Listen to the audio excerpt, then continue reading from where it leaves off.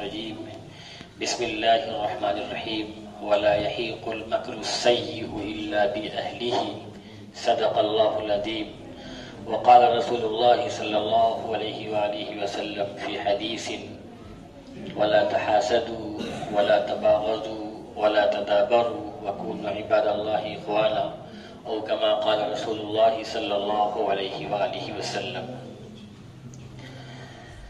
بزرگان محترم، اللہ تعالیٰ نے ہماری اور تمام انسانوں کی کامیابی اس مبارک دین میں رکھی ہے جس کو لے کر کے کائنات کی سب سے عظیم ہستی اور اللہ کے سب سے لاڈلے چہیتے محبوب رسول احمد مشتبہ محمد مصطفیٰ صلی اللہ علیہ وآلہ وسلم جس دین کو لے کر کے آئے ہیں اسی پہ چلنے میں ہم سب کی تمام انسانوں کی کامیابی ہے، اور جو اس سے ہٹے گا وہ ناکامی کے دلدل میں پھنس جائے گا۔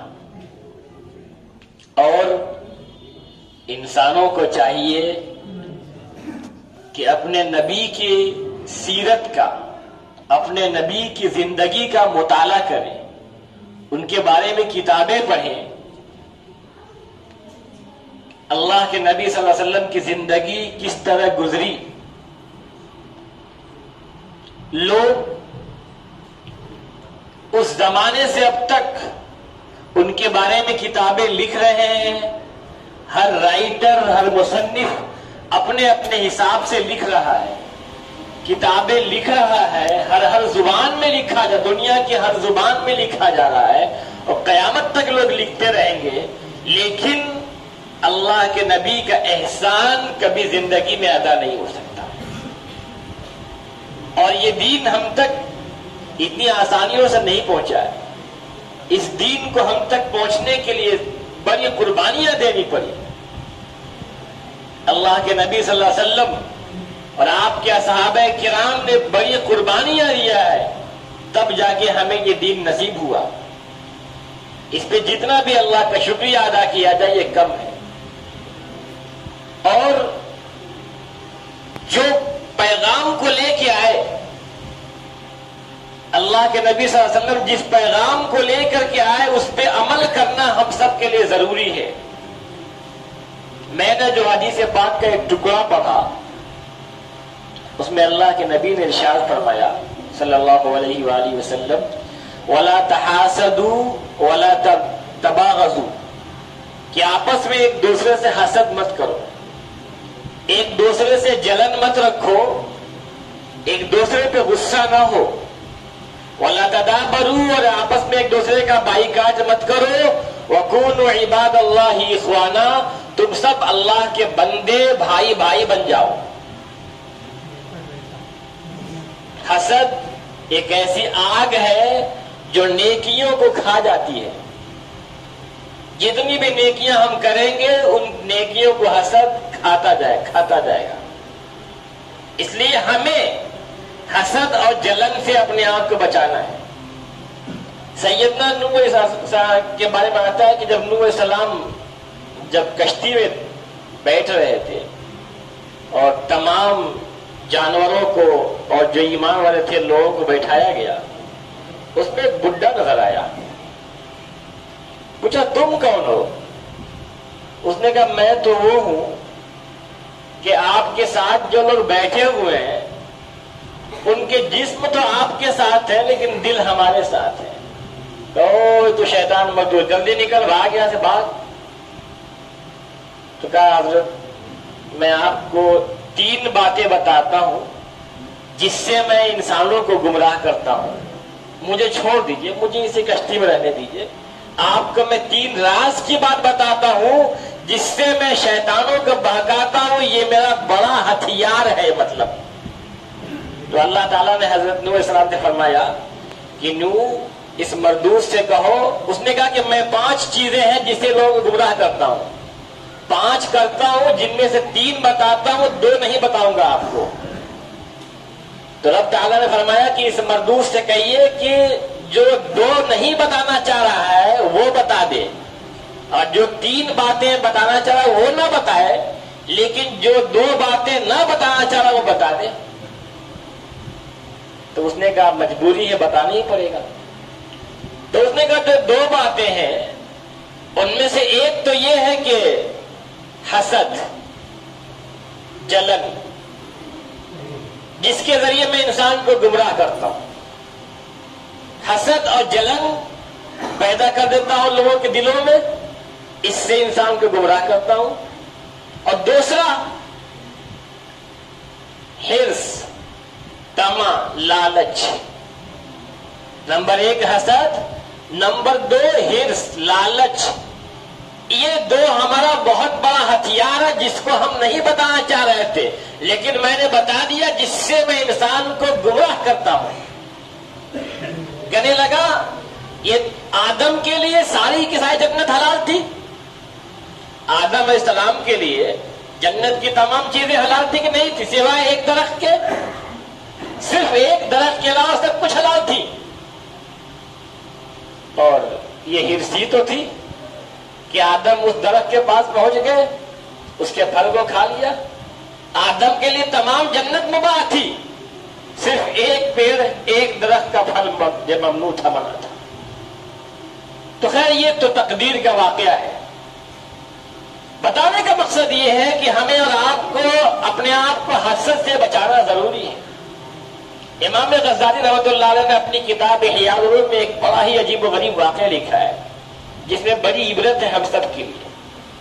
انہوں نے لکھا ہے کہ ایک بادشاہ کے دربار میں ایک آدمی تھا جو اس کے سامنے کھڑا ہو کر کے نصیحت کیا کرتا تھا کہ نیکی کرنے والوں کے ساتھ نیکی کرو اور احسان کا بدلہ دیا کرو، اور برائی کرنے والے کو اس کی برائی کافی ہو جائے گی. برائی کرنے والے کے لیے اس کی برائی کافی ہو جائے گی. یہ ہمیشہ کرتا تھا تو بادشاہ کی نگاہ میں اس بندے کی بڑی عزت ہو گئی. بادشاہ اس بندے کو بڑی عزت سے دیکھتا تھا. ایک بندے کو جلن ہو گئی، ایک بندے کو حسد ہو گیا کہ بادشاہ کے پاس اس کا مقام بہت بلند ہو گیا، اس کی عزت بہت بڑھ گئی اس کی وجہ سے. تو اس نے چاہا کہ کیوں نہ اس کو اس کے مقام سے بادشاہ کی نگاہ میں اسے نیچا دکھایا جائے. لہذا اس نے بادشاہ سے کہا کہ جو سامنے آدمی کھڑا رہتا ہے نا، یہ جو بہت بڑا نیک اور پارسا بنتا ہے نا، یہ اصل میں یہ بہت برا شخص ہے.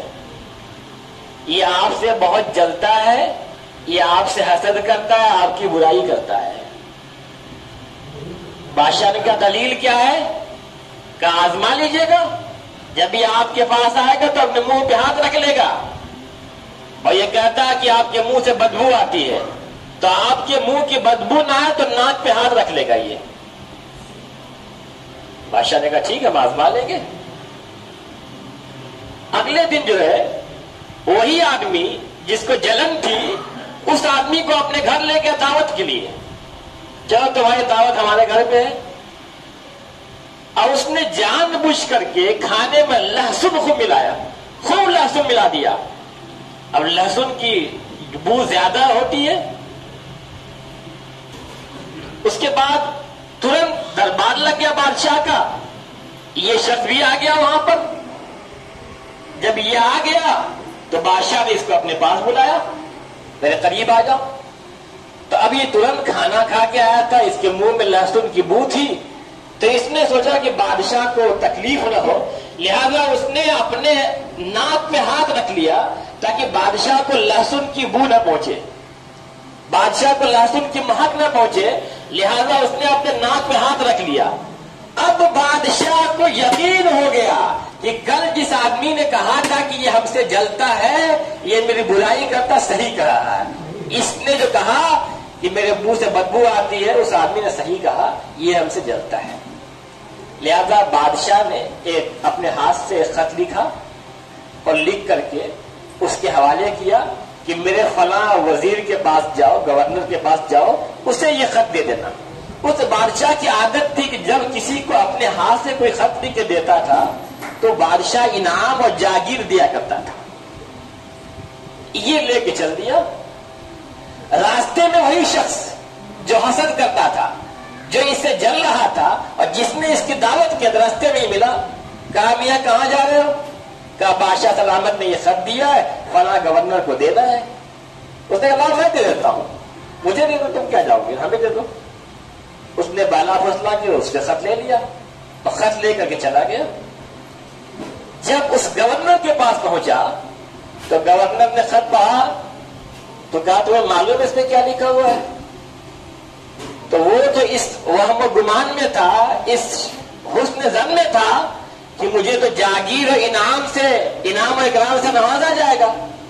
اس نے کہا اس میں لکھا یہ ہوا ہے کہ جیسے ہی یہ خط والا آئے ترنت اس کی گردن مار دو، اس کو قتل کر دو اور اس کی کھال کو ادھیڑ کر کے اس میں بھوسا بھر کے میرے پاس لے کے آؤ۔ تو اس نے کہا کہ ارے غلطی ہو گئی، یہ خط میرا نہیں ہے، یہ خط تو کسی اور کا تھا، میں نے اس آدمی سے راستے میں یہ خط لے لیا تھا، مجھے یہ خط واپس دو، میں اس آدمی کو لے کے دوں گا، میں یہ خط بادشاہ کو لا کے دے دوں گا۔ اس نے کہا نہیں، یہ بادشاہ کا سسٹم ہے، بادشاہ کا خط ہے، جو خط لکھا ہوا کہ جو خط لے کے آئے گا اسی کو مارنا ہے، لہذا میں آپ کو ماروں گا۔ لہذا اس نے اس کو قتل کیا اور اس کی کھال کو ڈھیر کے اس نے بھوسا بھر کے بادشاہ کے پاس پیش کر دیا۔ ادھر وہ آدمی جو نیک تھا، صالح تھا، بادشاہ کے سامنے پھر کھڑا ہو کے وہی چلا رہا تھا، آواز لگا رہا تھا کہ نیکی کرنے والوں کے ساتھ نیکی کرو، احسان کرنے والوں کے احسان کا بدلہ دو، برائی کرنے والوں کے لیے ان کی برائی کافی ہے۔ بادشاہ نے کہا تم کیسے آ گئے؟ پھر اس کی لاش پہنچ گئی اس آدمی کی جو ایک اور حاسد جو تھا۔ بادشاہ نے کہا کیا ماجرا ہے بھائی؟ پھر تحقیق کے لیے بلایا اس کو، کہا خط تو تم لے گئے تھے، تو بتایا کہ راستے میں اس نے خط لے لیا۔ پھر بادشاہ نے کہا تم ہم سے جلتے ہو؟ اس نے کہا نہیں جلتا تو نہیں ہوں۔ تو کہا اس نے بتایا تھا کہ تم جلتے ہو اور میری منہ سے بدبو آتی ہے؟ اس نے کہا نہیں، اصل اس نے مجھے دعوت کیا تھا، اس لیے میں نے سوچا کہ آپ کو لہسن کی مہک نہ آئے۔ تب اس نے بادشاہ کو بات سمجھ میں آئی کہ جو آدمی مارا گیا ہے اصل حسد کرنے والا وہی تھا۔ تو معلوم کیا ہوا کہ حسد کرنے والے کے لیے، جلنے والے کے لیے اس کا جلنا ہی کافی ہے، اس کو انجام تک پہنچا دے گا۔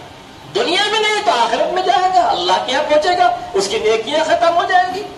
اس لیے جلنے کی ضرورت نہیں ہے، ہم اپنے دل میں کسی کے خلاف ذرہ برابر بھی جلن نہ رکھیں۔ اللہ کے نبی صلی اللہ علیہ وسلم بیٹھے ہوئے فرمایا کہ ابھی جو اس دروازے سے آئے گا، ابھی جو اس میں آئے گا مسجد میں، وہ جنتی ہوگا۔ ایک شخص آئے، ان کے چہرے سے وضو کا پانی ٹپک رہا تھا اور ان کے بائیں ہاتھ میں ان کا جوتا تھا۔ اگلے دن پھر آپ نے فرمایا کہ ابھی جو یہاں آئے گا وہ بندہ جنتی ہوگا۔ اگلے دن وہی ایک انصاری صحابی وضو کا پانی ٹپک رہا ہے، ہاتھ میں جوتا بائیں ہاتھ میں لے کے چلے آئے۔ تیسرے دن بھی سرکار نے یہی فرمایا۔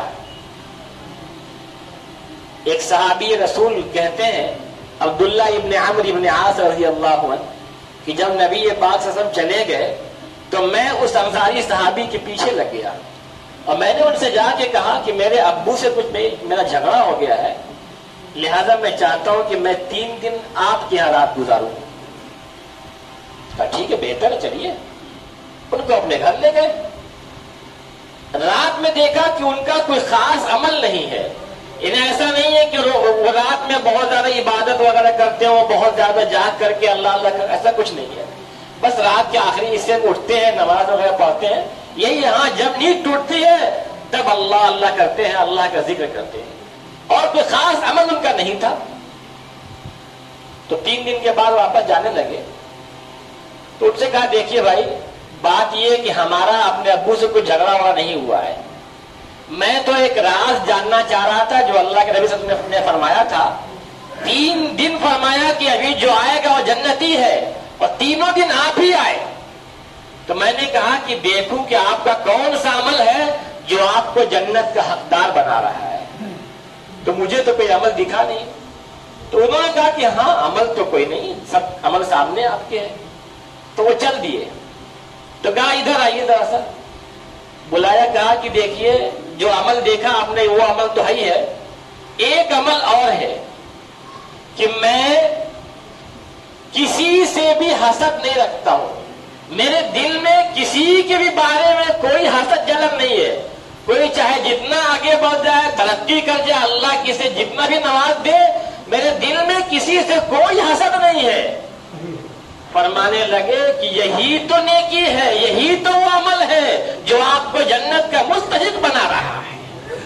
ایک چھوٹا سا عمل، چھوٹا سا عمل دیکھنے میں لگتا کہ بہت بڑا ہے، لیکن اگر بنائیں گے تو چھوٹا بن جائے گا. اگر ہم دل سے اپنے لوگوں کے لیے حسد، کینہ، بغض، رنجش، عداوت کو نکال دے، یہ عمل ہمارے جنت میں جانے کا سبب بن جائے گا. اللہ تعالی ہم سب کو صحیح باتوں پہ عمل کرنے کی توفیق عطا فرمائے.